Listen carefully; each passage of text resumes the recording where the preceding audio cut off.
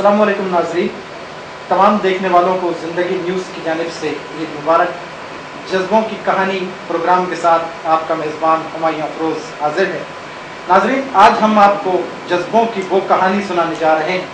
کہ جس کی بنیاد پر آج ہم آزاد فضا میں سانس لے رہے ہیں۔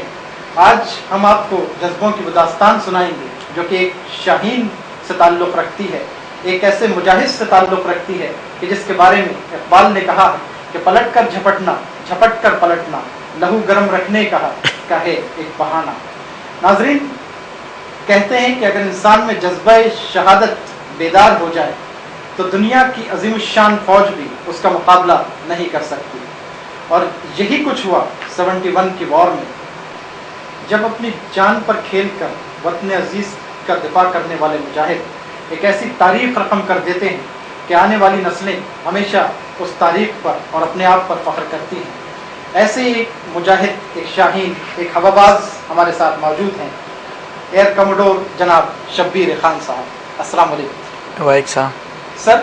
جنگی جہازوں کی گھنگرج، فضا میں رچی بارود کی بو، وطن عزیز کی جانب بڑھتے ہوئے دشمن کے خونی میزائل، اور وہ کون سا ولولہ تھا، وہ کون سا جذبہ تھا کہ جس کی بنیاد پر آپ نے وہ عظیم الشان کارنامہ انجام دیا؟ جی، اس کو کارنامہ تو نہیں کہہ سکتے، صرف یہ کہ فرض ادا کرنے کی ایک کوشش تھی، صحیح تھی، وہ کارنامہ ہے ڈیفینیٹلی، لیکن وہ پھر شخصیت پر آ جاتا ہے۔ ہم نے جو کچھ کیا دراصل وہی جذبہ کار فرما تھا کہ اگر آپ نے جس طرح سے کہا کہ بڑی بڑی فوج بھی وہ جذبہ اگر پیدا ہو جائے تو اگر دیکھیں تو شروع میں تاریخ میں حضرت بلال رضی اللہ تعالیٰ عنہ کہ کس طریقے کی صعوبتیں انہوں نے برداشت کی اور کس طریقے سے خندہ پیشانی سے اور صبر سے ہر تکلیف کو برداشت کیا، تو جس طرح سے ایک فلاسفر کا یہی کہنا تھا کہ اگر ایک آئیڈیالوجی آپ کو مرنے کے لیے تیار نہیں کر سکتی تو پھر آپ کو اس آئیڈیالوجی پر زندہ رہنے کا بھی کوئی حق نہیں ہے۔ تو اسی روایت کو قائم رکھتے ہوئے اگر آپ دیکھیں تو یہ کاروان چلتا رہا، اور بیچ کی تاریخ تو بہت لمبی ہے، لیکن پھر آپ یہ دیکھیں کہ کس طریقے سے 1947 میں آزادی کے بعد لوگوں نے کیا کیا صعوبتیں اٹھا کر صرف اس ایک آزاد فضا کی خاطر جس میں کہ وہ سانس لے سکیں، اور ساتھ ساتھ ایک جس کو کہ سب کے لیے ایک ایکول اپرچونٹیز، سب کے لیے سہولتیں ایک قسم کی میسر ہوں، اس کی خاطر کیا کیا تکالیف برداشت کی اس زمانے میں، جس طریقے سے جوش و خروش عوام میں، بچوں میں، بوڑھوں میں، عورتوں میں،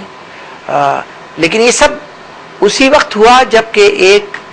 بڑی صالح، نیک اور پختہ کردار کی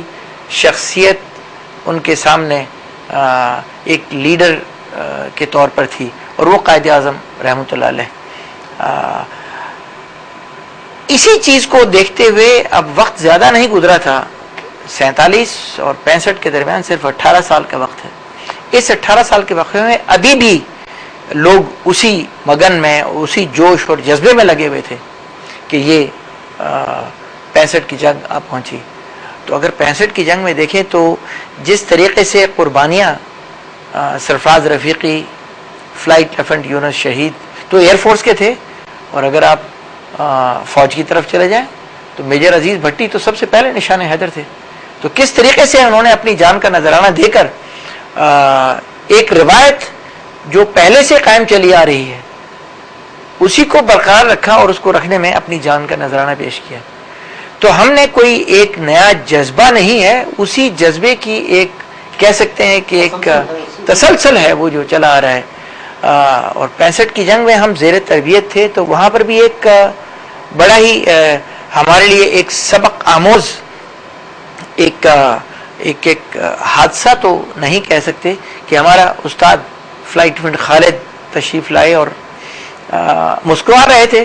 تو ہم نے ان سے ویسے ہی پوچھا کہ جنگ کے درمیان اور یہ مسکراہٹ معنی خیز،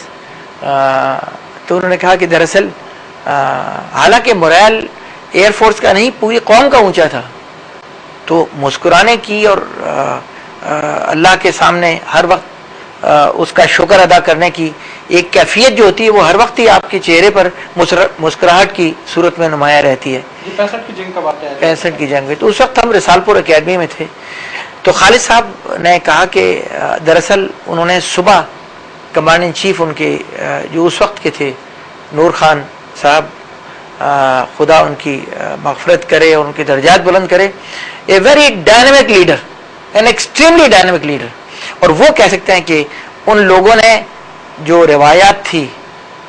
جس کو کہہ سکتے ہیں lead from the front, air marshal Noor Khan sahib, air marshal Noor Khan صاحب, اور اس سے پہلے ایئر مارشل اصغر خان اس فوج کی آپ یہ کہہ سکتے ہیں کہ بنیاد رکھ کر چلے گئے. اور پھر اسی وقت جنگ سے کچھ ایک ہفتہ قبل ایئر مارشل نور خان نے اس کی قیادت سنبھالی. تو نور خان کو انہوں نے خط یہ لکھا کہ فلیش سگنل کہلاتا ہے خط, تو کب پہنچے گا نہ پہنچے. تو اس سگنل میں انہوں نے لکھا تھا کہ ملک نے مجھ پر آج کے لیے پیسہ خرچ کیا اور ایئر فورس نے آج کے دن کے لیے مجھے تربیت دی اور آپ نے مجھے تربیت گاہ کے اندر قید کر کے رکھ دیا, میں اپنے کمبیٹ یونٹ میں جانا چاہتا ہوں. تو نور خان نے کہا کہ مجھے اس فلائٹ لیفٹیننٹ سے ملائیں. تو ٹیلیفونکلی رابطہ اس زمانے کے جو کمیونیکیشن تھے قائم ہوا. کچھ عرصہ تو لگا, لیکن ان کا خالد مجھے خوشی ہے آپ کے اس جوش و خروش اور جذبے سے جو آپ نے بات کی تھی, جذبوں کی کہانی. اور مجھے یقین ہے, واثق ہے کہ نہ صرف ایئر فورس فضائیہ بلکہ پوری قوم فوج کے ساتھ مل کر, پوری قوم سیسا پلائی ہوئی دیوار کے ساتھ اسی جذبے سے سرشار ہے. خالد جو بھی آپ کی یونٹ ہے اس میں چلے جائیں اور آرڈر کا انتظار نہ کریں. تو لازمی ایک سپاہی کے لیے جو کہ اس وقت جوش و خروش اور اس جذبے سے اس قدر بے چین ہو, اس کے لیے اس سے خوشی کی خبر کیا ہوگی. لیکن وہ ہمارے لیے ایک ایسا سبق چھوڑ کر چلا گیا کہ اس جوانی کے عالم میں ہمارے لیے وہ ایک مشعل راہ بن گیا. انہوں نے آپ کی کہتا ہوں اسی جذبوں کی کہانی کو ہم کنٹینیو کریں گے کیونکہ وقت ہو چکا ہے ایک بریک کا. ناظرین, ہم لیں گے ایک بریک, اس کے بعد بریک کے بعد ہم پھر حاضر ہوں گے اور جذبوں کی اس کہانی کو کنٹینیو کریں گے.